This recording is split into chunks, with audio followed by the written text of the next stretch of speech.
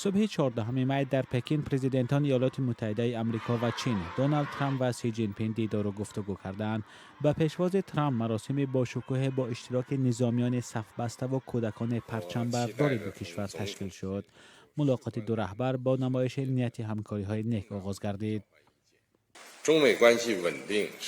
مناسبت‌های باثبات چین و آمریکا به نفع تمام جهان است. وقتی ما همکاری می‌کنیم هر دو جانب منفعت می‌بینند. وقتی دعوا می‌کنیم هر دو طرف آسیب می‌بینند. در کنار شما ایستادن افتخار است. دوستی با شما مایه افتخار است. رابطه‌های بین چین و آمریکا از گذشته‌ها بهتر می‌شود. این ملاقات با هدف حفظ سازش‌های تجارتی ماه اکتبر پارسال و هم دریافت راه‌های نو تقویت تجارت و سرمایه‌گذاری برپا می‌شود.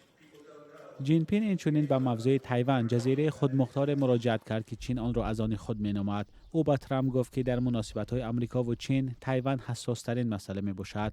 او هشدار داد که اختلاف سر این موضوع باعث مناقشه می‌شود. در برابر این موضوعها انتظار می رود که ترامپ چین را تشویق کند تا به ایران برای سازش با آمریکا فشار آورد و نزاع در خاورمیانه خاتمه یابد. در یک صحبتش با فاکس نیوز کاتب دولت ایالات متحده آمریکا مارکو روبیو گفت چین برای یاری در حل این بحران منفعت زیاد دارد.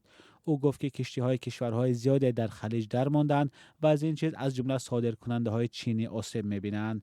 ترامپ را در این سفر چندین رهبر شرکت‌های عظیم تجارتی همراهی می‌کنند. در بین آنها ایلان ماسک هم هست. ترامپ گفت که از جین پینگ تقاضا خواهد کرد تا درهای چین را برای صنعت آمریکایی باز کند.